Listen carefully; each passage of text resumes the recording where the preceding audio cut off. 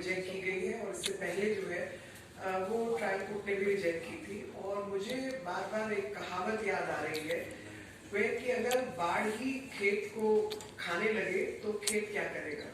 यानी जिन लोगों का कर्तव्य है इन संस्थाओं को बचाए रखना, जिनका कर्तव्य है भ्रष्टाचार के खिलाफ काम करना, अगर वही भ्रष्ट हो जाए और अपनी जिम्मेवारी से हटकर प्रदेश को नियम कानून को उल्लंघन करते हुए इस तरीके का काम करने लगे तो कौन उस जगह को, उस क्षेत्र को बचाएगा, जो कि दिल्ली के साथ लगातार हुआ। दिल्ली के साथ लगातार हुआ कि दिल्ली में एक स्कैम किया गया, एक घोटाला किया गया जो कि शराब घोटाले के रूप में प्रचलित है और सबको मालूम है, जानकारी है, जहां पर कार्टलाइजेशन की गई और जो होलसेलर्स थे उनका प्रॉफिट मार्जिन बढ़ाया गया और साथ में जो अन्य प्रॉफिट मार्जिन थे दिल्ली को टैक्स की क्षति पहुंचाई गई और भ्रष्टाचार का एक नमूना बन के रह गया और जिसमें सप्लीमेंट्री चार्जशीट भी दाखिल हुई है और कोर्ट के ऑब्जर्वेशन भी है कि जो एलिगेशंस है वो जो इनके खिलाफ जो दस्तावेज है, बाकी चीजें वो बहुत सीरियस है और इसमें एक पब्लिक सर्वेंट यानी जो समाज पब्लिक सर्वेंट एक टेक्निकल लीगल डेफिनेशन है और डेप्यूटी चीफ मिनिस्टर का ऑफिस जो है वो इतना महत्वपूर्ण ऑफिस है जो खुद भ्रष्टाचार में लिप्त पाया गया और जो एप्लीकेंट है वो एक पावरफुल व्यक्ति है और जो एक्साइज पॉलिसी का सूत्रधार है वो यही व्यक्ति है और इन्होंने लगातार ये कुछ भी ऐसी हरकत कर सकते जहाँ पे बिजनेसेस को इन्फ्लुएंस करने का काम है और तमाम तरीके की जो गैर नियमित चीजें होती हैं, खरीद फरोख्त, वो ये कर सकते हैं और इस कारण से एक्साइज पॉलिसी के केस में इनकी जो जमानत है उसको रिजेक्ट किया जाता है। ये आज का ऑर्डर है। साथ ही एक आध दिन पहले, 2 दिन पहले बल्कि मैं कहूंगी 27/5 को एक सप्लीमेंट्री चार्जशीट भी दाखिल की गई है कोर्ट में और उस सप्लीमेंट्री चार्जशीट के अंदर पैरा 16.13 16.18 है। द इन्वेस्टिगेशन हैज रिवील्ड कि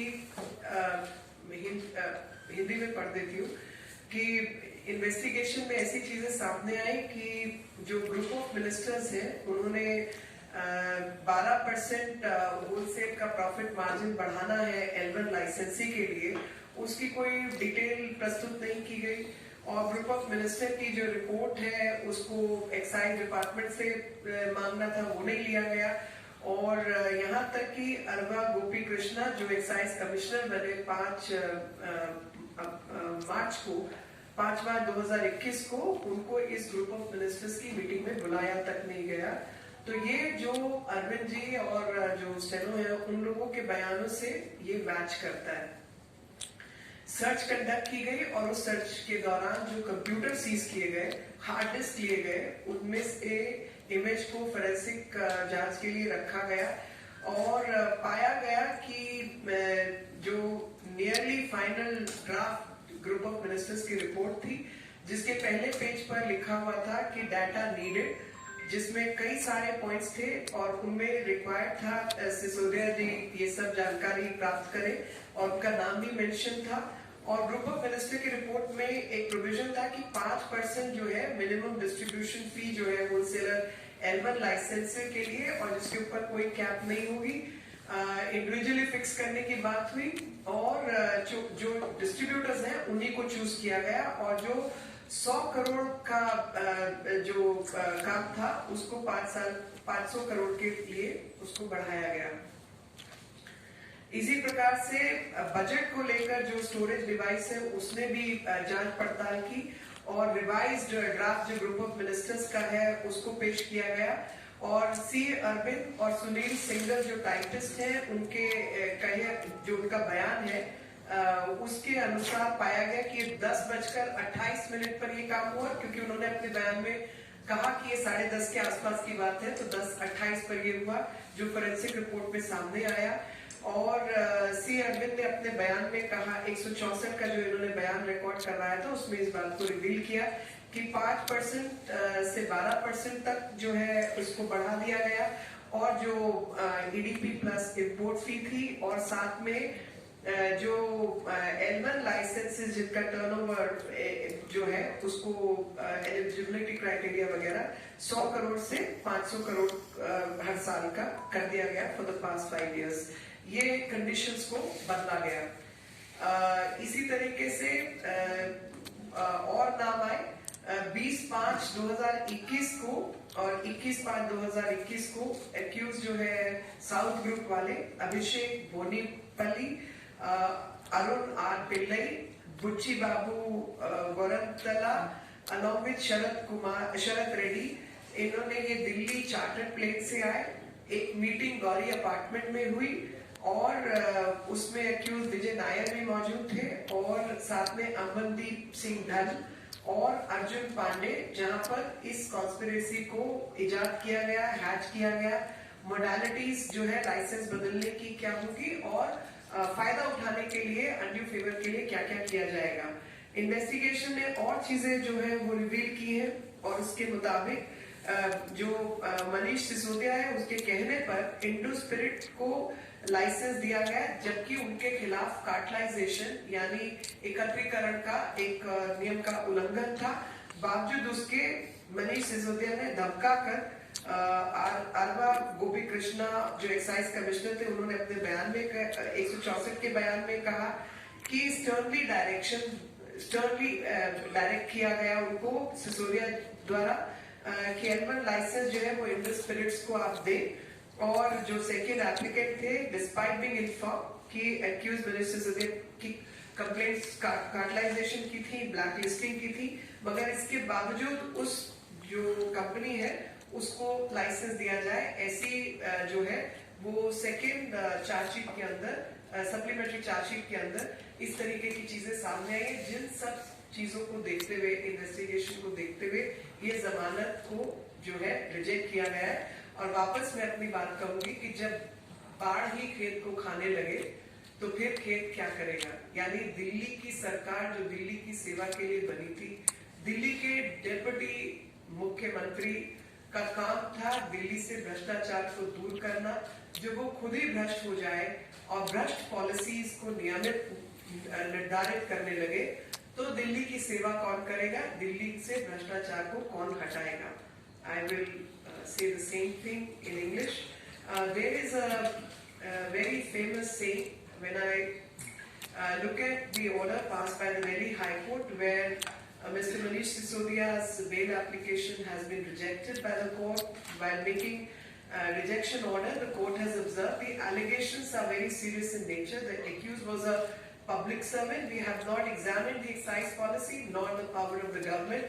However, the applicant being a powerful person, there is a possibility of him influencing the witnesses. Now, this is the background on which the bail application of Deputy CM Mr. Manish Sisodia has been rejected. There is a very famous proverb which says, "Fence eating the crop." Now, this comes to my mind because there is a skepticism from of those who are supposed to protect the law and uphold the law, become the violators of the law and they start breaking the laws. Somebody who was supposed to serve the city-state of Delhi becomes corrupt and is actually indulging in corruption where allegations of cartelization and blacklisting against companies exist, and this very person directs the officers to give license to those people who are involved in corrupt practices, and in lieu of bribe, all this is being done by the Deputy CM.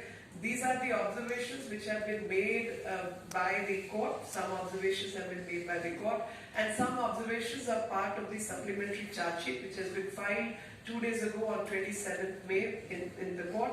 And I will read out certain paragraphs so that for everybody's consumption, that what really transpired and what really happened. So, paragraph 16.13, the investigation has revealed that in the month of February 21, 8 to 10 meetings of group of ministers headed by the accused Manish Sisodia took place, in which some data was sought from the excise department, but no proper minutes or record of discussions of the said meetings were prepared. It has also been revealed that no decision regarding the provisions to be incorporated in the group of ministers was taken in the said meetings. Further, no discussion regarding wholesale model was done in the said meeting. Further, no study regarding the 12% profit margin for wholesalers, L1 licenses, definition of the related entities, etc. was made. It was also revealed that no draft of the group of ministers report was either sought from or provided by the Excise Department. Even Shri Arva Gopi Krishna, who became the Excise Commissioner on 5th March 21, was never invited to any group of ministers meeting, nor did he attend any such meeting. During the search conducted at the office premises of the accused Manish Sisodia, the then Deputy CM, on 19th August 22, and computer hard disks and computers installed at the office were seized and their forensic imaging was done for the purpose of investigation. From the imaged copy of the hard disk of the Office Apple computer of the accused Manish Sisodia, soft copy of the draft Group of Minister report in Word file, my note on GOM documents has been retrieved.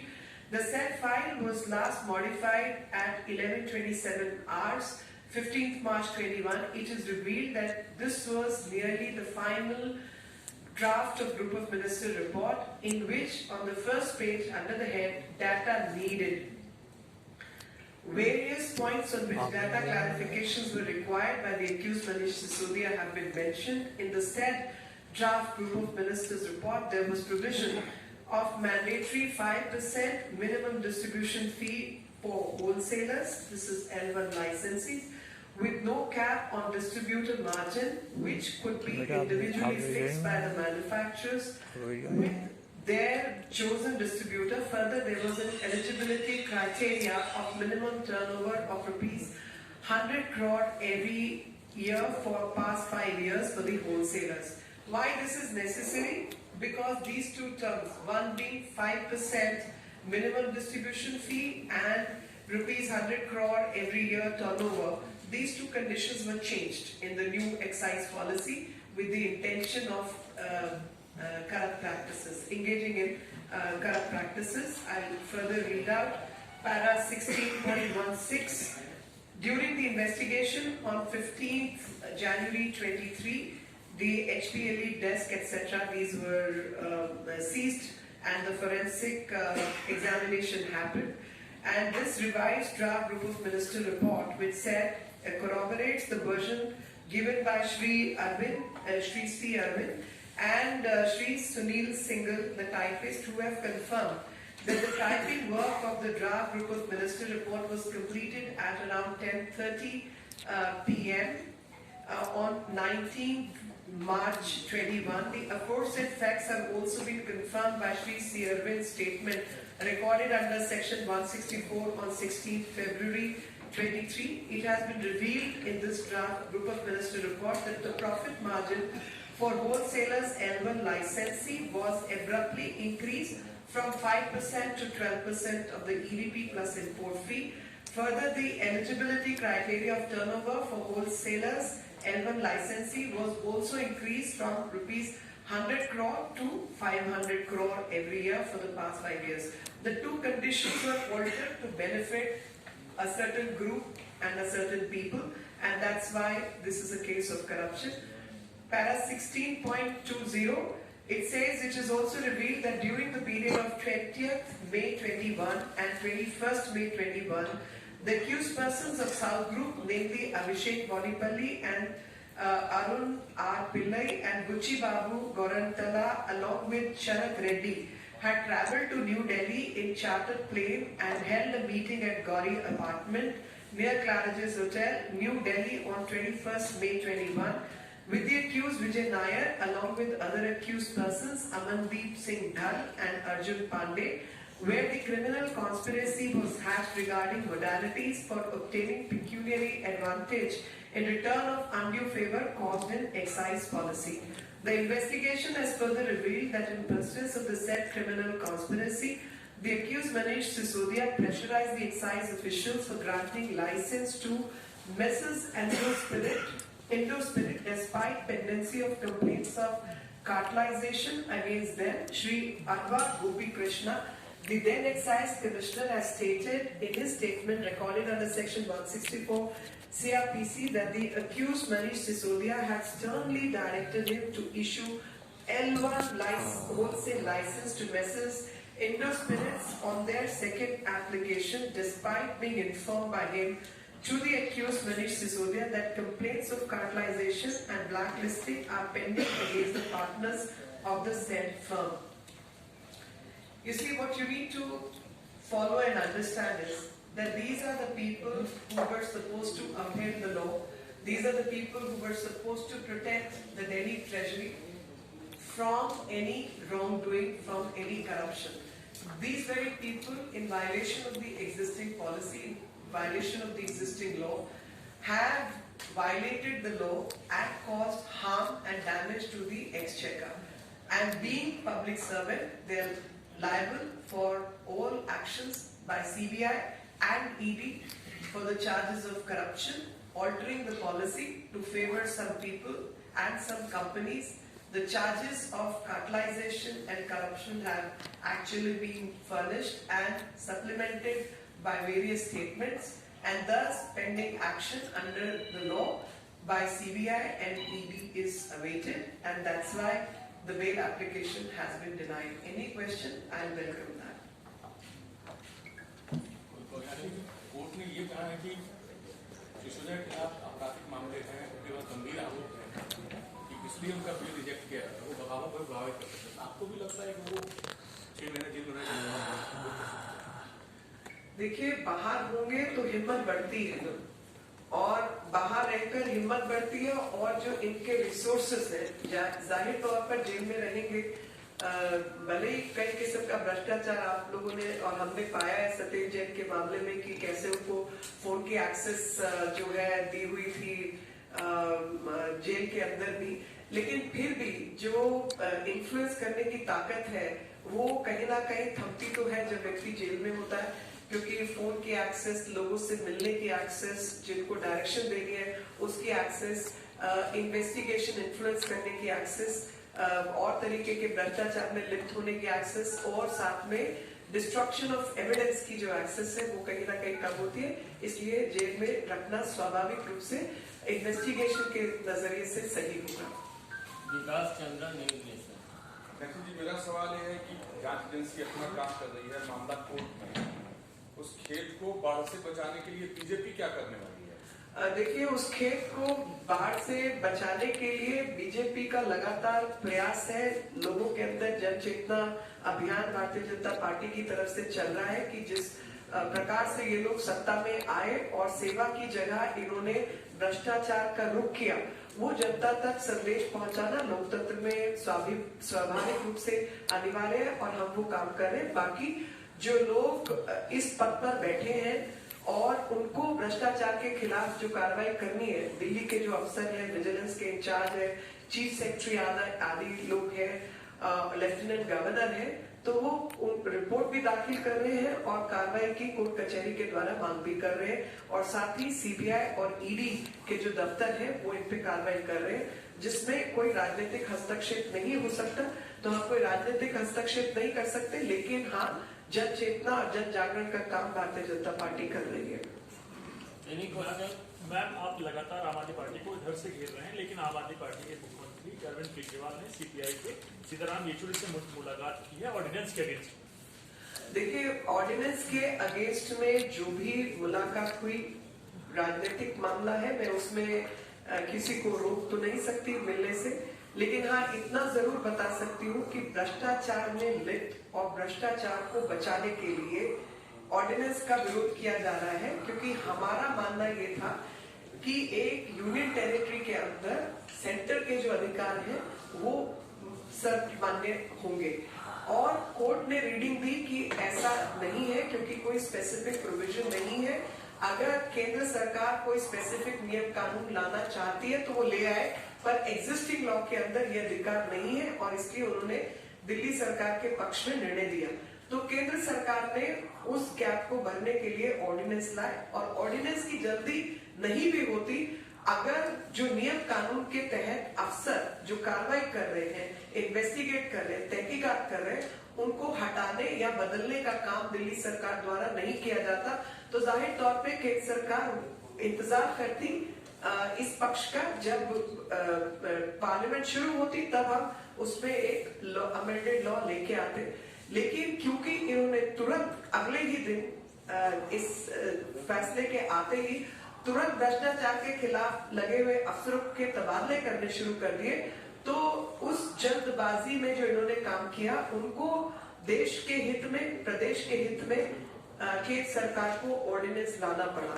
तो भ्रष्टाचार मुक्त भारत बने, भ्रष्टाचार मुक्त दिल्ली बने और भ्रष्टाचार में उलझे हुए जो लोग हैं उनके खिलाफ कार्रवाई हो, इसलिए ये ऑर्डिनेंस और अधिक महत्व का बन जाता है। और ऐसे समय पर जो भी लोग ऑर्डिनेंस के पक्ष में खड़े हुए दिखाई देंगे, वो जाहिर तौर पर दिल्ली की जनता, देश की जनता की नजर में भ्रष्टाचार के पक्ष में खड़े हुए भ्रष्टाचारी ही दिखाई देंगे। तो मैं जो लोग इसके पक्ष में आएंगे उनको, या जिनसे ये मुलाकात की जा रही है, उनको यही अपनी तरफ से कहना चाहूंगी कि अगर आप भ्रष्टाचारी हैं तो आप उसके पक्ष में आइए। इतिहास जो है आपकी भी गवाही दर्ज करेगा और आपके विषय में भी लिखेगा। मैम, मैं विंग स्टील से तौसीफ कश्मीर से हूँ। मेरा एक क्वेश्चन है ये कि अगर आम आदमी इस वक्त जो है, मैं आम आदमी की बात करूँ, पार्टी की ही कर रहा हूँ, ऑफिसर्स अगर सियासत में पड़ेंगे तो वो क्या जो लोकल आदमी है उसका हित खत्म नहीं होता है? क्या उसका कहीं प्रॉब्लम वही आता है क्योंकि उसके प्रॉब्लम सॉल्व नहीं होते? अगर यहाँ से भी सियासत होती है, यहाँ से भी सियासत होती है, तो उसके रिजोल्यूशन के लिए बीजेपी क्या कर रही है? आपका नजरिया थोड़ा सा सुधारने की जरूरत है, क्योंकि अफसरों का काम होता है भ्रष्टाचारियों को पकड़ना। अगर पुलिस भ्रष्टाचार के खिलाफ कार्रवाई नहीं करेगी तो आप और मैं करेंगे क्या? आपका काम रिपोर्टिंग है, आप अपना काम रिपोर्टिंग कीजिए, मेरा काम आप तक बात पहुंचाना है, मैं अपना काम करूंगी। लेकिन जिनका अधिकार है एफआईआर दर्ज करने का, इन्वेस्टिगेशन करने का, ईडी के खिलाफ कार्रवाई कर, ईडी में कार्रवाई करने का, भ्रष्टाचारी तंत्र को पकड़ने का, वो अपना काम नहीं करेंगे तो वो संविधान और कानून के खिलाफ होंगे। इसलिए उनको अपना काम करना जरूरी है। सियासतदानों का काम है, जो कि मैं कर रही हूँ या आम आदमी पार्टी कर रही है। नसरुद्दीन शाह ने भी एक विवादित बयान दिया है जिसमें उन्होंने कहा है हो गया इस इशू पर। बहुत बहुत धन्यवाद। Thank you.